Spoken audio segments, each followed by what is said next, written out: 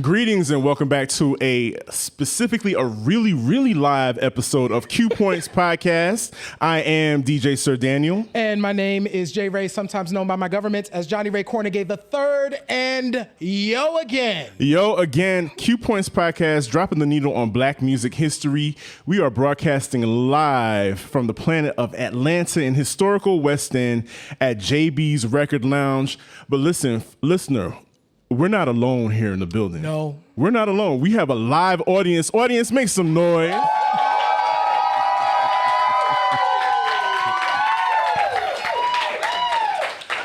J-Ray, we had so much fun.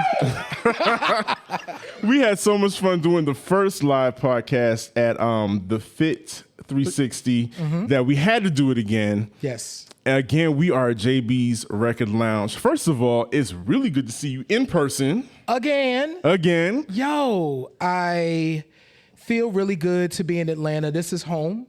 Every time I come here, it is absolutely home. I am grateful for the time that I get to spend taking care of my mom. I'm also grateful for the time that I get to spend here with y'all. So thank y'all for always just making a brother feel like, hey, this is where I should be. It's always a homecoming every time we link. And J-Ray, again, we're broadcasting live from JB's Record Lounge. And this place holds a lot of love for us. Yes. Because JB was one of our very first guests on Q Points Podcast 3 years ago. Yeah.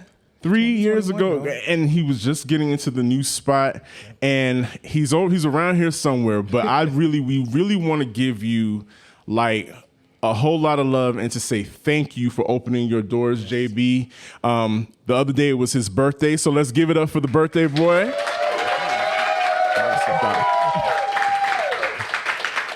But yes, the address is 898 Oak Street Southwest in historic West End. You can't miss it. It's JB's Record Lounge. Yeah. Make sure you go online. Of course, we have it all up on the socials.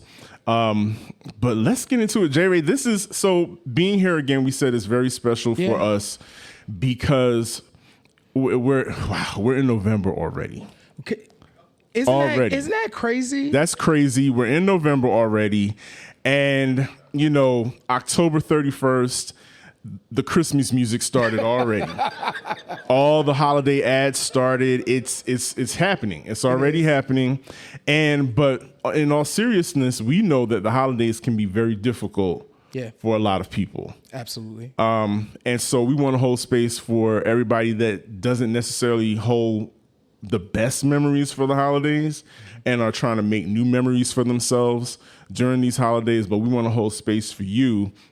But, J-Ray, we wanted to talk about something really specific tonight, which involves family and music. Yeah. I want to cover a couple of things, too, because I think it's really important, especially related to this room that we're in. When we think about spaces like what JB has created, this is a space that holds a lot of history. If you look on the walls, you are seeing history on the walls. If you look amongst each other, if you look at your neighbor, as they would say, in spaces where we go. Neighbor. You know what I'm saying? We're looking at families and friends, right? JB has created an environment where we can be and experience our culture, and that's incredibly important. And the holidays hold, there are so many things that we can attribute to that are holiday memories for us. And it's important that we are here talking about family and talking about music at the same time. For sure. Like, I'm looking out in the crowd right now and I see a lot of people that I have a lot of love for. Yeah. And, and sharing music is a love language for a lot of us in the room. And the first people that you share that love language with is usually your parents. Yeah. And so tonight we're having an intergenerational conversation. We've got some very special guests that are going to be on the show tonight, and they brought their sons, which I think is super special in and of itself because, well, you know, I talk about this a lot. When I was growing up, it was just me and mom. Yeah. Right. I'm the only child of a single mother, raised in Brooklyn, and one of the earliest and fondest memories that I have was accompanying my mother to her choir rehearsals. Yeah. And what made it so special was every time around this time of year, heading into Christmas, their choir, shout out to Hanson Place Church, Seventh-day Adventist Church in Brooklyn, would always do a performance of Handel's Messiah. And so when getting ready for this show, I was talking to my mom. I was like, do you have any memories of like when I started first singing a song off the radio or anything specifically like that? She was like, no. But I remember at one of those rehearsals, and Dutchie was like, that's the name of the choir director, y'all. His name was Dutchie. Dutchie was bawling them out because somebody, I don't know if it was the Sopranos or who, was not getting that note right. And she remembers specifically, I was in the pews playing, I guess, coloring or something.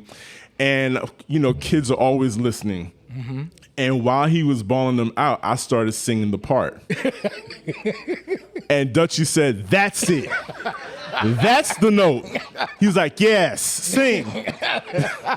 That's the note I want you to, from the children, from the mouths of children, that's exactly what I want you to do.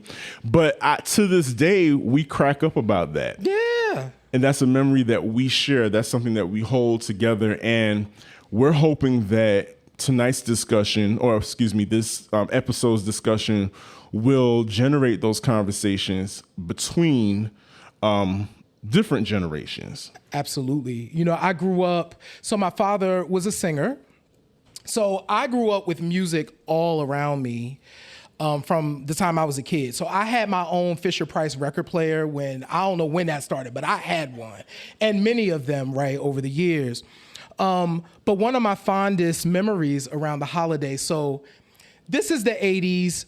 I felt like it was just my family, but it probably wasn't. Black folks used to have parties at houses all the time. Yes, sir. There was family crawling the house all the time. And so my father would have holiday parties. And folks like to make little kids sing things.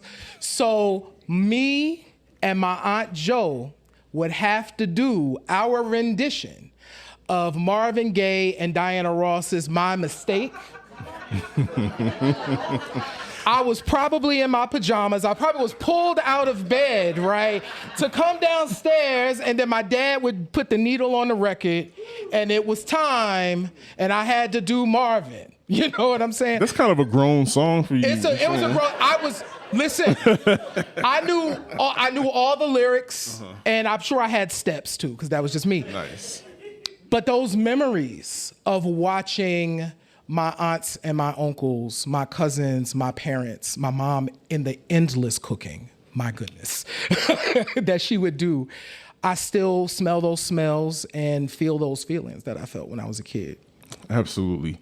So we're going to take a quick break, but before we go there and introduce our first set of guests, just let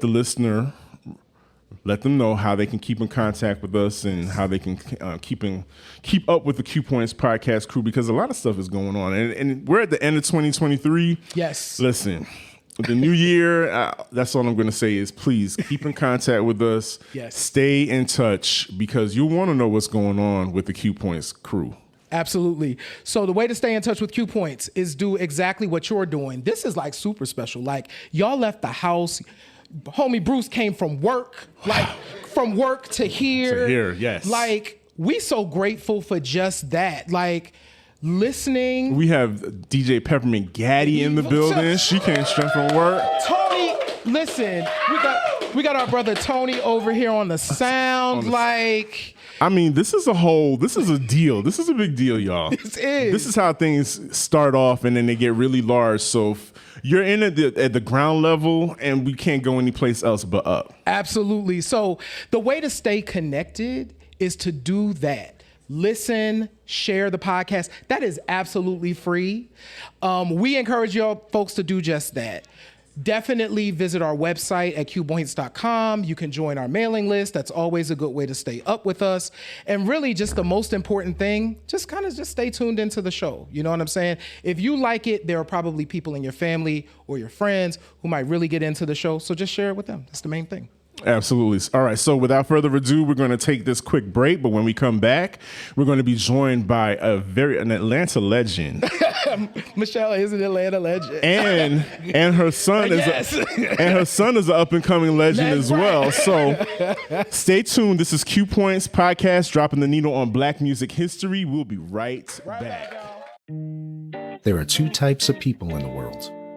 Those who complain about the state of today's music and those who dig. I'm Jason Randall Smith, and I invite you to check out Radio B-Sides, Both Sides of the Surface, a music podcast championing the work of independent artists from around the way to around the world. With a primary focus on Creative Commons licensed music, think of this show as a never-ending virtual crate dig through a parallel universe of online labels, seeking out the hip-hop, soul, jazz, funk, and electronic music gems that are often hiding in plain sight, and hopefully demystifying the world of Creative Commons along the way, one song at a time.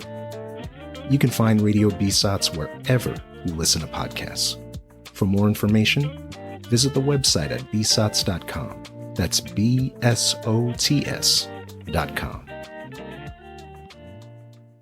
We are back at JB's Record Lounge for Q Points. Make some noise.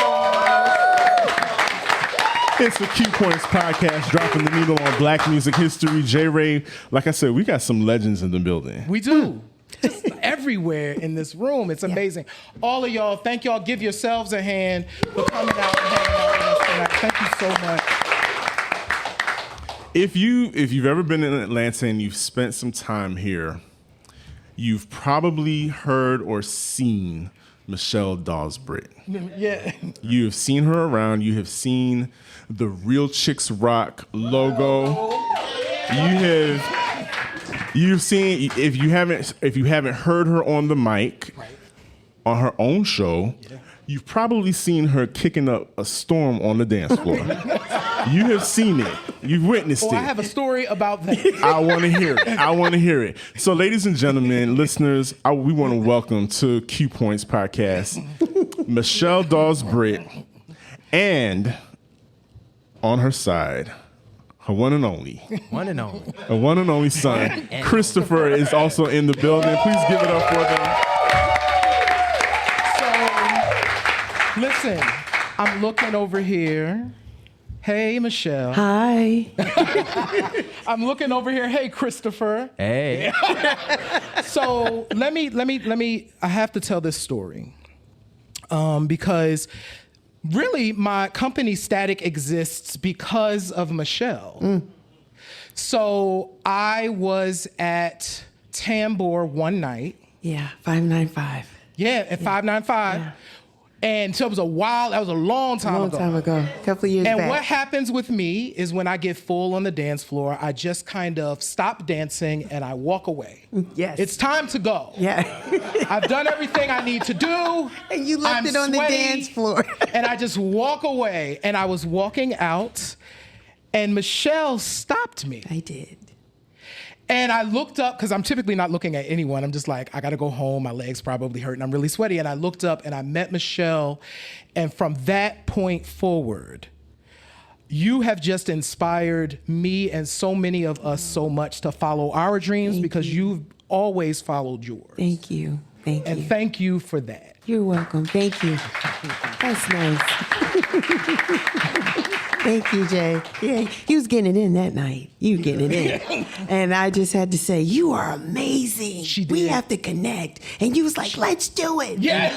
And we did. I had nothing. I didn't have a thing. Yeah. And it was like, I now have a thing. Yeah, it's been awesome. It's been awesome. Everybody's just wonderful here in the room. Thank you for that warm welcome. But you know what? You know when you're popping when John Crooms comes in the room. Yeah. That's when it's. I know he was trying to stay incognito. Yeah, that's when it's official. Because But, when he walks through and he's snapping some pictures, that's legendary. Talk about right an there. Atlanta so that's legend. What's up. So Wow. that's, congratulations. We are blessed. We are blessed for sure. So, Michelle, while we have you on the mic and we're Yes. going through down memory lane, please tell us and the listeners about Real Chicks Rock. Absolutely. Again, my name is Michelle Dosbert, and so Real Chicks Rock is my baby. This year, it turned 11 years old. Thank you. And so it is a nonprofit. It's an organization designed to empower women. And we've been doing it through community service, mentoring, public speaking. We have a podcast, as Jay has mentioned. Jay helped me pilot my first 3 podcasts. And it was strictly audio at that time. And then I became a guest on someone else's show and caught the bug. And I've been doing the podcast for about 7 years. I started my first show, thank you, in April of 2016. And some of the people in the room, Jay's been on the show. I've had Kipper Jones on the show. Hi, Uncle Kipper. I've had him on the show. He was an excellent guest. And that podcast has been designed really to empower women, right? And the people that love women, right? And so we would talk about financial wellness and management and teachers and our kids in school and stress and mental illness and all of these things. And then periodically I would talk to iconic people like a Kipper Jones or people that I admire, like Melissa Morgan. That was the music that we chose. I interviewed her. And just, I want to talk to people that have done what they've done and why, right? And they've had years of bodies of work. And so that's what the podcast has really been doing. And so just excited to do that here. And I say, because I'm from New York, I'm from the Bronx, I wouldn't be able to do that in New York. I will say that Atlanta is a space and a place that allows you to manifest your dreams, right? To get them out. And you get with collaborative minds and souls that inspire you to do it or help you to think that you can do it, right? Because sometimes you get in your own way. I've been getting in my way for a lot of years, and I'm learning to get out of my way. And so I'm so proud of you guys, because this is awesome. I remember when it was birthed, and now you guys are getting nominations and, right? Shouts out to Q Points. Nominations and being invited to be on panels and just conferences, and it's amazing. And so, it started here. So that just shows you how vital and important Atlanta can be. That's absolutely right. And as listeners, you can hear Michelle is very passionate about what she does when she speaks. And the topic for this particular episode, we're doing a song for you, an intergenerational conversation. And when I met Michelle, of course, I met Michelle through J. Ray. Yes. And it was during one of those projects at the house, the old house in the West End, and it was getting later, and of course Michelle was like, "Christopher's with me."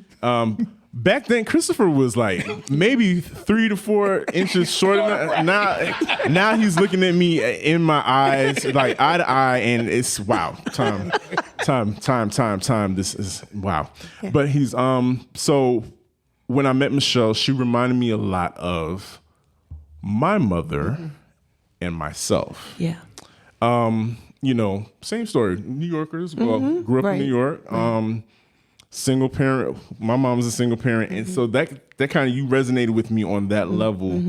And in thinking about this show, I was, I started wondering when it comes to raising Christopher, well, he's still raising him, right. And thinking about the music, the culture. What are some of the things that you intentionally did and exposed him to, or not exposed him to? Besides the house music. Hey, Like, talk about it. Right. So for most people that don't know, I am a house head. And that's where I met Jay. We were at a party, Danbar party, and it was house music. But music is so important because a certain song will put you in a time and a place that you're like, I remember almost down to what you were wearing when that song had came on. And so when God blessed me to be Christopher's mom, I thought music would be a great way to bridge our gap, or at least for him to know where I come from, right? Because the South is a little different than the Northeast, and the times are different. I'm 40 years his senior. I don't look it, but yeah, I had him. Yeah, you know what I'm saying? That's right. I had him when I'm supposed to have him, but I'm 40. I'm 56. So the type of music that I was listening to was very different. So having Christopher, I made sure when he went to bed at night, it was gospel music at night. So Christopher was raised with no television in his room. Not that we couldn't afford it. I just didn't want him to be a kid that was in the room all the time and the TV was raising him. And so when he went to bed at night, I figured the Lord, what God had for us, our spirit man, I wanted that to encompass my son while he slept. And then when we was in the car, we listened to R&B.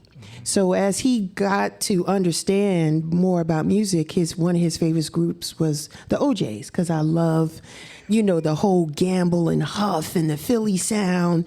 And just coming from New York down, you remember like WBLS, 107.5, Frankie Crocker, the whole thing. So the music was a hodgepodge of R&B, soul, Motown, some classics. And then I had Jamaican mother and grandmother, West Indian. So my mother was doo-wop and Frankie Lyman and the whole, so it was just a collection. And not for nothing, even though I'm a melanated woman, I like rock. Soft rock. You know what I'm on. saying? We love I nice love it. soft I'm a yacht rock person. I love yacht rock. I love my next guest when she comes on here. I love that she loves karaoke. But the fact, some of the songs that she sings is great. So it's just everything is important. So it's the Stones. I was named after the Beatles, right? So the whole thing. So I try to give Christopher everything that I had, but still allowing him to have space to like what he likes. Wow. So yeah, I think this is a good time. So me, Christopher, you and I didn't realize this.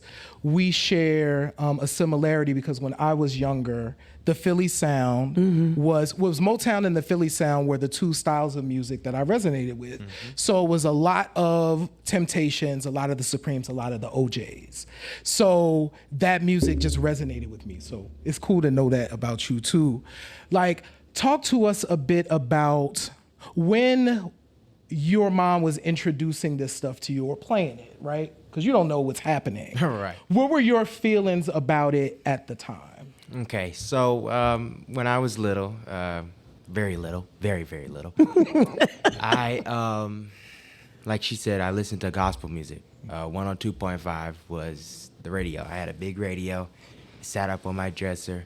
At 9 o'clock at night, I push it, and it just plays all night until the morning, until Frank Ski comes on in the morning, I believe. And Saturdays and Sundays would be like the off days, right? So me and mommy, she'd be like, son, get up, shower, we're going. Now, she don't tell me where I'm going.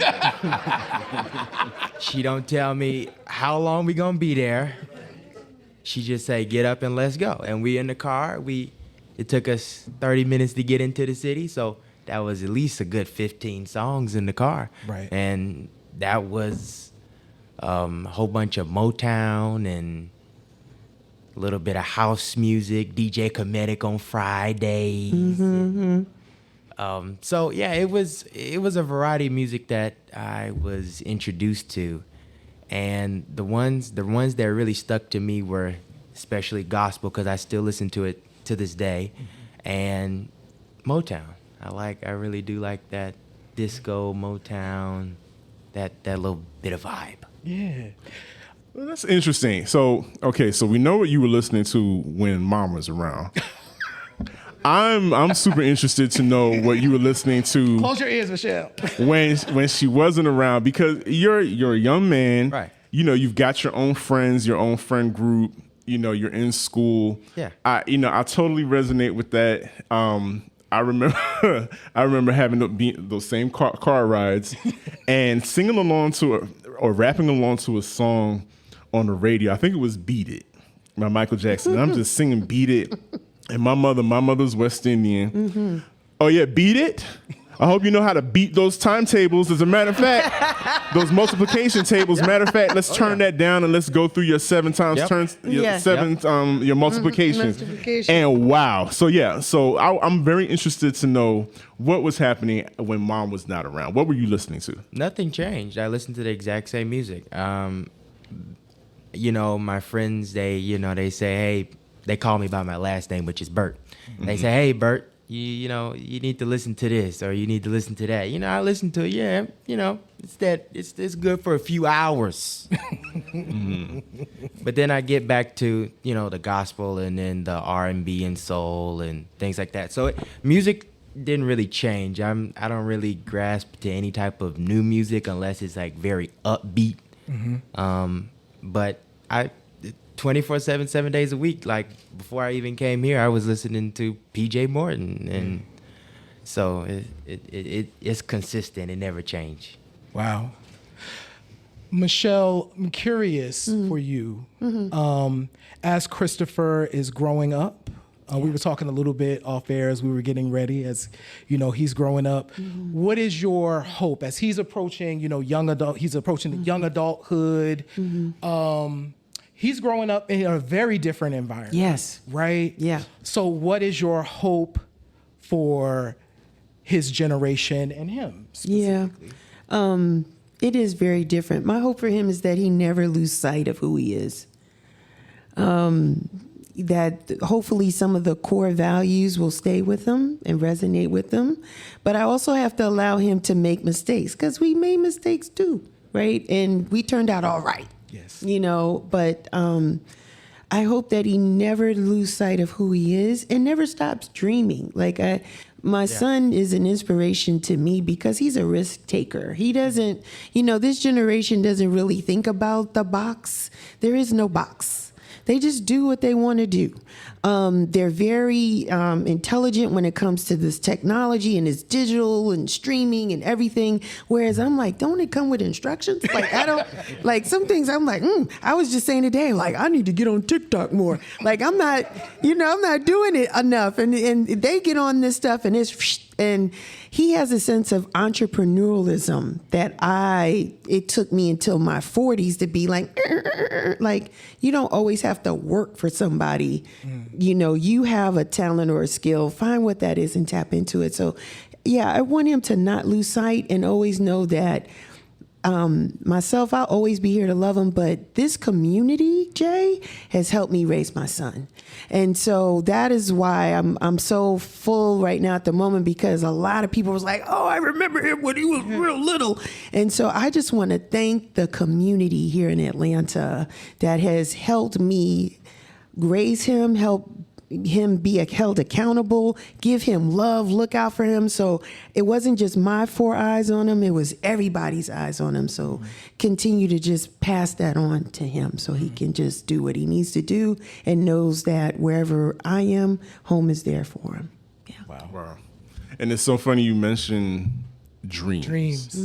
Because when J. Ray and I were having a conversation about questions to ask, J. Ray was very adamant about asking you, Christopher, about your dreams, because typically we don't ask a lot of our young men what kind of dreams do they have for themselves. So we heard what your mom said, but we want to hear from you also. What's the dream that you have for yourself? So what am I in 11th grade?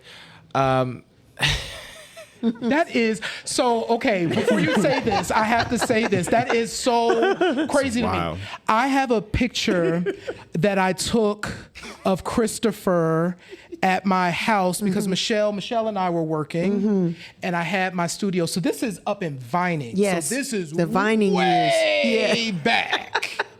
The Vining years. Yeah, and so Christopher was sitting on my. It was a stool. It was a stool, okay. And Christopher was sitting and had his iPad and the headphones on, all types of that. And so I have this picture of him. This is a little guy, 11th grade. So that's amazing for, wow. Yes. So dreams, Yes. Christopher, continue, I'm sorry. So, as she said about the entrepreneurship, my dad actually introduced me into the entrepreneurship. I was in the fourth grade rather. So, and he brought me into the room and said, "Hey, you wear a lot of bow ties. You need to start a bow tie business." I started a bow tie business. Like a year or so later, that went around for a year. I learned how to sew, and then I dropped that business down. Right, 9th grade, I got into high school. And then I was introduced into this drone and airplane aspect. So this is where my dreams come into play. But I'm still doing entrepreneurship. So I had a drone, Christmas, didn't know what to do it, crashed it in the backyard, right? Got new blades, yada, yada, yada. I went to school and I found out I had a class with aviation, which include unmanned aircrafts, which is drones and planes.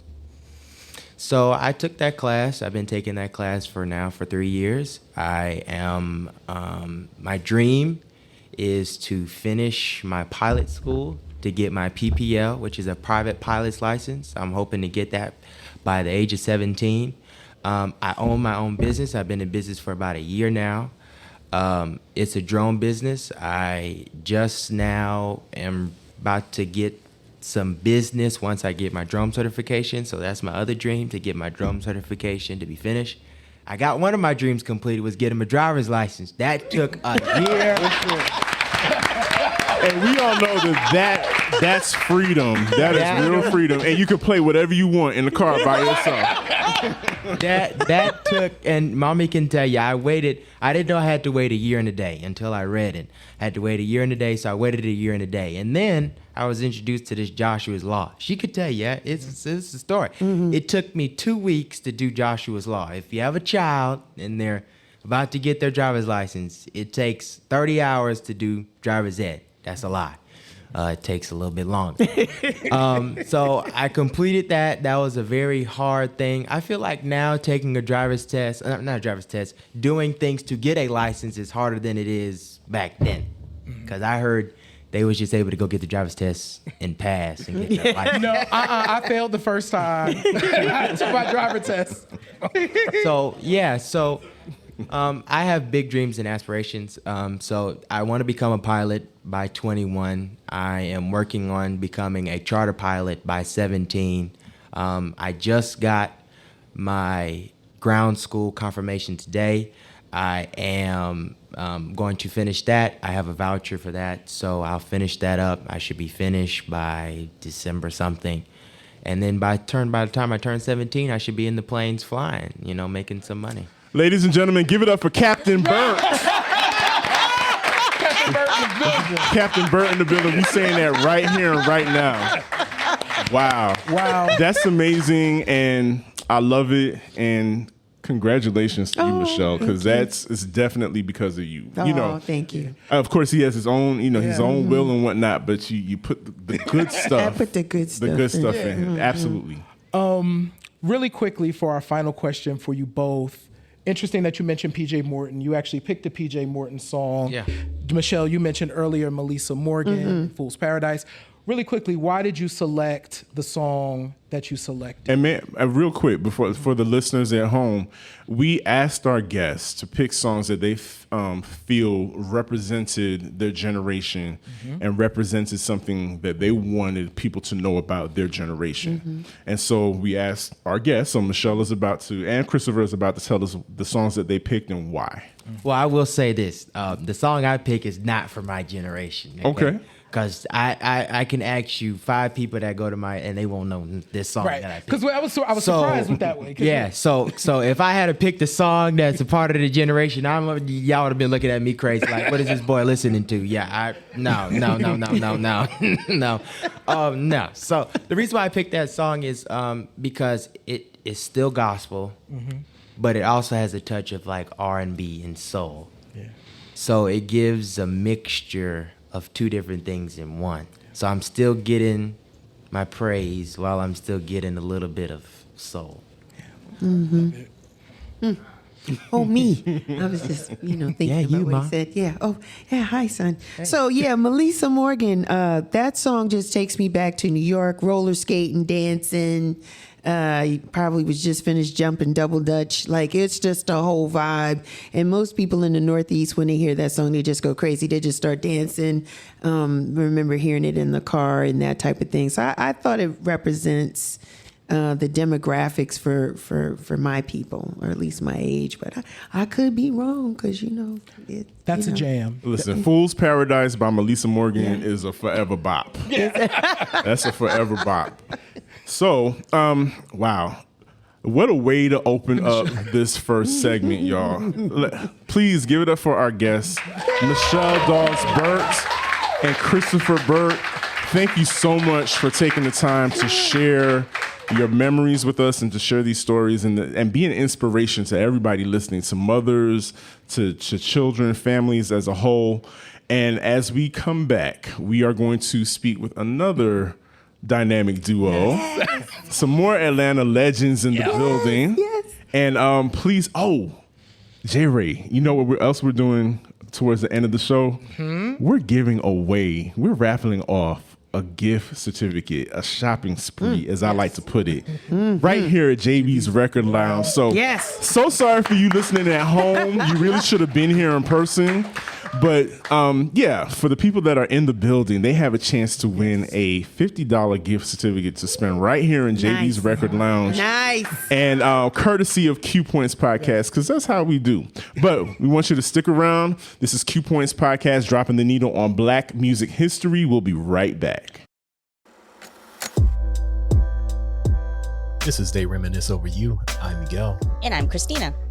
They Reminisce Over You is a podcast that celebrates and honors the best in music, movies, and TV from the past. We get into the careers and legacies of some of the biggest names in hip-hop, R&B, and pop culture.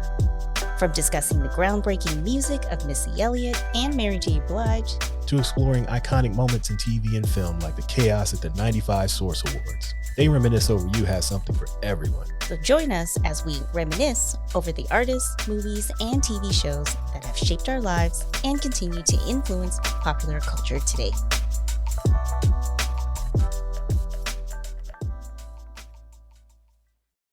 Welcome back to Q Points Podcast, dropping the needle on Black music history. We are broadcasting live from JB's Record Lounge in historic West End, Atlanta. And we are continuing this intergenerational conversation around music and the ties that bond us with our family, and how music always plays a role in most gatherings, whether happy or sad. Yeah. Yeah. It is so important that y'all are here because, one, Kimberly, you have been rocking with Q Points since the beginning. Day one. When I had a little more hair. Right. A little bit more. Well, tell the people who you are. You dropped the dime. Go ahead. We have special guests in the building. Go ahead and introduce yourself. Well, my name is Kimberly Stewart Lucas, also known as Warrior Mama. Founder. Give it up. Give it up for her. Come on, y'all. And just grateful to be here and to join you all again, because it was during COVID, during 2020. I think I did what does the DJ stand for and what does the DJ mean? And we can talk about that later about my connection to DJs. Yes. I'm not a DJ, but work with DJs. But, absolutely. I'm grateful to be here. And this gentleman on the side, my Virgo brethren, please introduce yourself. My name is Solomon Stowe Lucas, son of the Warrior. Son of the Warrior. I love it. I love it. So, wow. So Solomon has a very interesting position. Mm-hmm. J. Ray and I were talking about this. Solomon, you grew up with the cool parents. You grew up with the cool parents. You got your mom is a hip hop is a hip hop mom. Your dad is hip hop. He's a tattoo artist. You got the cool parents. Thank you. I mean, are you aware of that? I'm totally aware of that. Totally okay. We remind him all the time. All the time. All the time. And so, Kimberly, okay, let's just get to it. Let's get into it. Come on. So Here. we came up in the Freaknik era, as I like to call it. Yes, indeed. Because we've been here in Atlanta long enough. I've been here since 1979, with the exception of 85 and 88. I was in Jersey, but I'm a Georgia peach. All right, and I've been here since '91. So we came here at the right time with the influx of music and how music changed. Look, we came up on 2 Live Crew all the way to the Little Kim era. So, I mean, we dropped it low, we popped it with the best of them, all of that stuff. Well, my knees were better. Exactly. Now, Kimberly, do you think that the music today, do you think things have gone too far, or is it just history repeating itself? What is too far? I will say, and you may have seen this post on social media, there was music in the 20s and 30s when they were talking about what I got here, what I got here, and what I want you to do with it. I've seen it too. I've seen it too. There's nothing new under the sun. Right. But what is different is this element of social media and exposure. And so it's more widespread, the messaging, the images, but there is nothing new under the sun. Millie Jackson is one of my sheroes. And her mouth, people would say, is filthy. We love that filthy. We love Millie Jackson. Because what she embodied was just this understanding of her sexual prowess and divine feminine energy. And she shared that whether people wanted to silence her or not. And she just showed you how to be a bold woman. And I appreciate that. So there's nothing new. And I also will say, I'm not going to disparage any of these young girls, these new artists that are coming up. There is room for all of them. All of them. You may not like what they're saying or how they may be, showing themselves on media, but there's a balance to it. There are other artists that are out there that have other messages, and there's room for all of them because there's enough attacks coming against us in our community and our girls and our boys. I'm not going to add to it. I'm just not. Kimberly, you said something really important, and we talk about this a lot on Q Points. One, we agree, because me and Sir Daniel were talking about this as we were thinking about the questions. Like, we recognize that there's nothing new under the sun, and one of the things that we hope to do with Q Points is leave the recipes. Yes. Because I do think there are lessons and recipes and things that are in danger of getting lost. Kipper talks about Sankofa a lot. We have to be willing, ready, and prepared to fetch those things, share those things, to make sure that our folks don't lose these recipes. Folks need to know about Millie Jackson. Absolutely. And if they knew about Millie Jackson, they would have different conversations about Sexy Red. Yes. Thank you. Thank you. Absolutely. And and I'm going to shut up on this after this. The only thing that I would say about the difference between Millie Jackson and Little Kim and then the artists that we have today that are presenting their music is it's not so much that the songs itself is dirty or trashy. It's the delivery.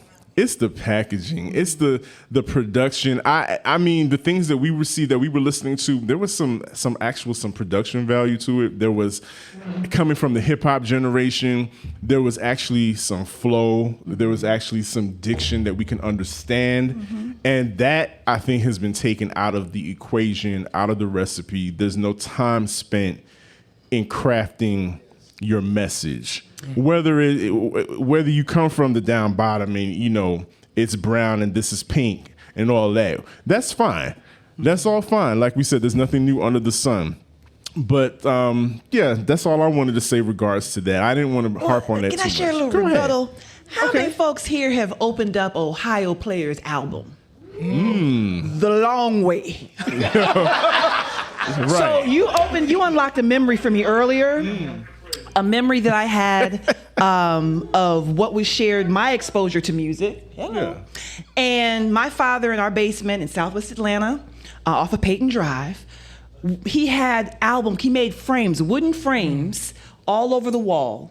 And he would insert the album covers there. Yes. And so that was my exposure to music. I can see the Earth, Wind and Fire albums. I can see the, who's the Iceman? Butler. Jared Butler. I can see, and the Ohio Players. And I always got warnings, and they were always placed on the top row. Right. Because, and this will go to another conversation, because my father was a consummate collector of Players magazine. That's a whole nother story that led to Reclamation Project and one of the events I do.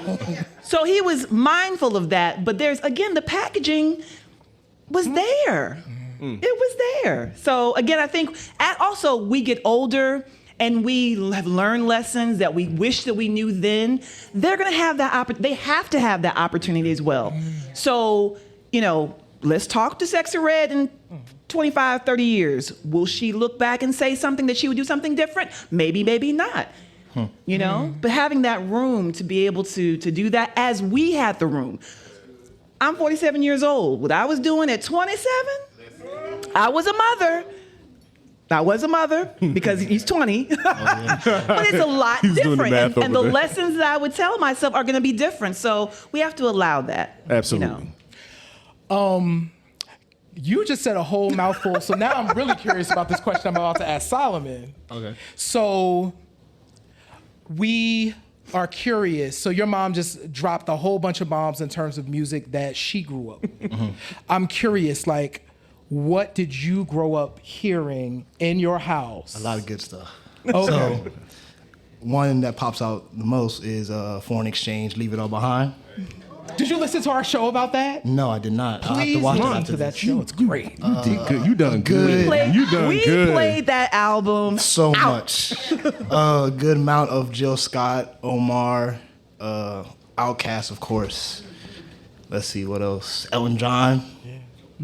Queen. Yes. Who else? Stevie Wonder, of course. Michael Jackson. Janet, Tina. Yeah. List goes on. What were you really into as a kid? What stood out to me the most, I'll say Stevie and Elton. Yeah. Classic songs and classic catalogs from those folks. Share where you were introduced to some of those artists. What shows were you watching? Muppet Show. Good stuff. Muppet Show. Shout out to the Electric Band, with Dr. Teeth and the Electric Band. Shout out to them. I love Janice, Mama loves Janice. Those For sure. special guests? And then Diana Ross being one of the special guests. I think they did a... Prince was on there? Oh, Prince. I didn't mention Prince. Why did I mention Prince? Well, it's okay. Prince, yeah, of course. That's one of the artists I listened to a lot, too, growing up. Now, was there anything that you all bumped heads on? What did you could not get into? I don't know. Everything kind of just stood out to me. It all sounded good. If I couldn't get into it, then it went out one ear, went out the other. Yeah. That's how it mostly goes. And what do you think, because you just turned 20 not too long ago, how do you think your age has shaped what you listen to today? It definitely has changed over the years, but I think I've gone back into listening to more like Outkast or anything that's kind of stems from that, like Smino, the song that he chose. There's some songs that he's done that sound like Andre off a Speakerbox. So it's definitely shifted into like what's new, like what I grew up with, new things that came out when I was growing up, back into the new stuff that sounds like when I was like 7, 8, 9, but still from the newer artists. Yeah. Got you. And so I'm going to ask you the same question I asked Christopher. Now, when Mama's not around, what do you get into? What do you listen to? Basically what I just said. But I say in 6th grade, like middle school, that's usually when I started listening to like the modern day rap trap. So I was listening to like Young Nudie, Lil Uzi, Playboi Carti. There's still some songs I listen to now and then, like their older albums. But now it's more so like Bad Bad Not Good, Canadian jazz group, The Sacred Souls. Oh, wow. Okay. Smino, who else? Charlotte Day Wilson, another Canada singer. Now, did your mom introduce you to the gospel classic and this is from an Atlanta group, the gospel classic "Nuck If You Buck"? Are you familiar with that? She didn't have to. I would have learned it either way. Now, there's just certain things that it's cannot. It's going off in my head right now. Okay, it's an old Negro spiritual that you have to, that has to be a part of your repertoire. Yeah. You actually mentioned Smino. So that was so funny. Here's where my age showed up. I was like, I have to ask Solomon how to say the artist's name. Is it Smino? No, it's Smino. What, you both picked songs that you felt like represented your generation or represented yourselves and your styles. Yeah. Why the Smino track for you? That specific one in relation to people that are like directly, age older, age younger, getting caught up in certain moments, whether it's good or bad from a perspective, you can't really tell until after the fact, and then beating themselves up about it, or being too caught up in the future and decide to roll up and smoke. I don't personally smoke, but I see a lot of people around me that are my age smoking. Been going on for a while, I've noticed. Because it's in the lyrics, like, don't beat yourself up, like, or I got so caught up, dumb, stupid, like, don't do any of that. Yeah. And then actually embracing the moment that's in front of you. And like this goes back to getting caught up in a good moment and then getting caught up in a bad moment. You don't need to beat yourself up for either one, because you're gonna learn something from it either way. Yeah. And that moment passes. And the moment passes. Yeah. And you'll learn it again in another way, and then take what you learned from the past moment, apply it to the new moment. Dope. Wow.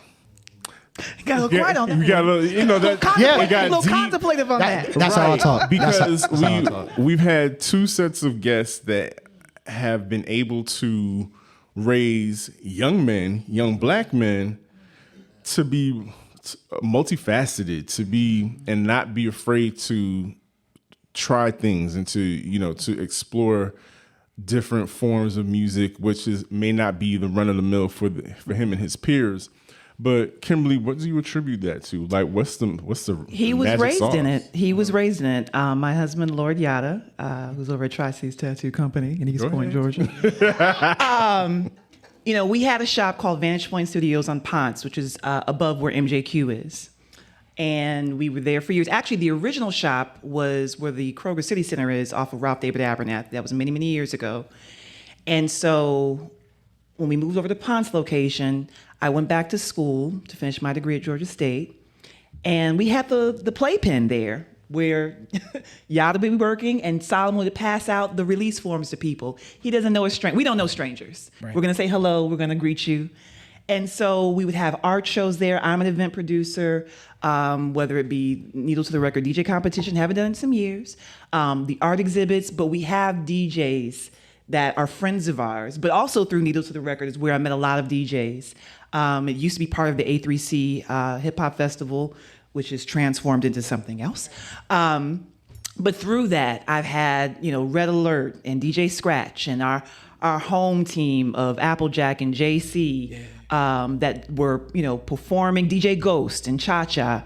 And also those competitors that would come through. So he was exposed to all that. He was literally raised in it. It's what he knows you talked about community. This is the community that he was raised in with his two sisters. So this is what he knows. So when we did the Great Day in Atlanta, shout out to John Crooms and Kenny Bennett, and we did the 20th anniversary because he was in my belly in the first picture. Wow. They, had interviews, and I heard him say, I'm a product of this environment. This is what I was literally raised in. So I think that's what attributes to their exposure. They're always going to have outside, just as we all did. We have what we were raised with at home, and they're going to have outside influences, but home base is where he got a lot of goodness and still gets it. And and you talk about the risk and wanting to be creative and try new things. That's what they do. Yeah. Grateful. And Solomon, I want to ask you this. So we heard a lot of great things, but your generation gets criticized a lot. Yeah. And I want to hear from you, like when you hear, especially from us, from Generation X, that's where we are, for the old heads, the OGs, Unc and all them, and Auntie. When you hear the criticism, how do you feel? And what do your peers say? What do you hear them say? Because I'm very interested to hear that. I don't really pay attention to it. I see that it happens, and I try to see from both sides. Try to see what my generation, how they're expressing themselves, and how to see, like, try to see where that comes from. And I think I've already, know what it is, but just haven't understood it to a way to say it out, and then try to see the exact same for the older generations that criticize the newer generation. So I don't pay too much attention, but when I see it, I try to understand it in my own way.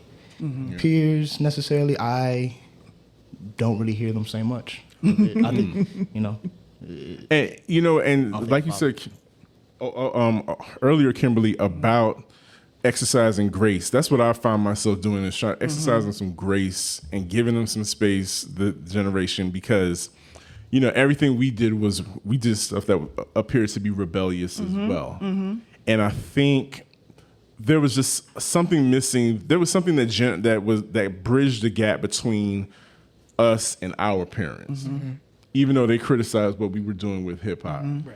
And we did this show because we felt like there was just something missing. Like there was a gap between us, our generations, and that was worrisome to me and J. Ray, and especially when we're talking about recipes and losing those recipes, and where is the culture going? Hip hop is celebrating 50 years, but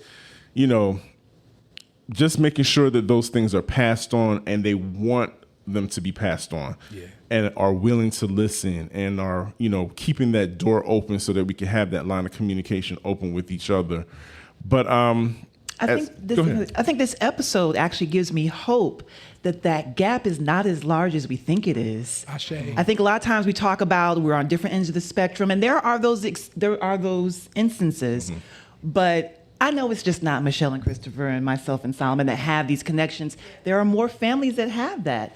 And at one point, people asked us, what do you think about the criticism against the music? Every generation gets asked that. They get it. And it will never change. And again, the difference is we have different definitions and different life experiences to be able to ask that question.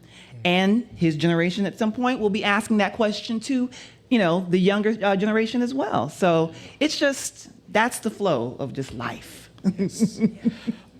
As we wind down this evening, we want to talk about inspiration. Kimberly, what's inspiring you these days? Oh, goodness. Peace of mind. Rest. That is part of worship. Healing. With the events I've done, you asked me the question about, doing all these things in town and this. And yes, doing events is one of my passions, but there's also a time for just kind of laying low. Sure. And just assessing and being grateful for all that you have done, all those that are around you, to build up the energy to produce more. But I'm understanding as I get older and as my body reminds me of my aging and my maturity, to take moments to rest, set boundaries, maintain boundaries, and just show appreciation. Honestly, that's what inspires me. So if I'm doing events, if I'm getting involved in something, it has to produce that. The end result should provide either resources or encouragement or support to rest, to understand, to heal. That's what inspires me. Solomon? A little bit what she said. learning the importance of winding down to shoot forward, and knowing taking time to prepare to shoot forward. Basically, she really just answered the question for both of us. Before we go, Solomon, we talked about dreams. And as you are 20 now, what are some dreams that you are seeing for yourself? Dreams, exploring interests in just anything that I've learned from my community, either mainly passing it down, like you said, keeping recipes, making sure that it doesn't just stop here. Yeah. It just continues to keep on going, whether it's the smallest group to the biggest group, just, keeping it going. Love that. Love that. Wow. Please give it up for the warrior mama and the warrior son, Kimberly and Solomon. Thank you so much. On behalf of Jerry and myself, thank you so much for doing this, for being Thank a you part very of this much. Thank you, guys. conversation. Thank you, everybody out here. And as we get ready to wrap up, also thank you again to Michelle and Christopher.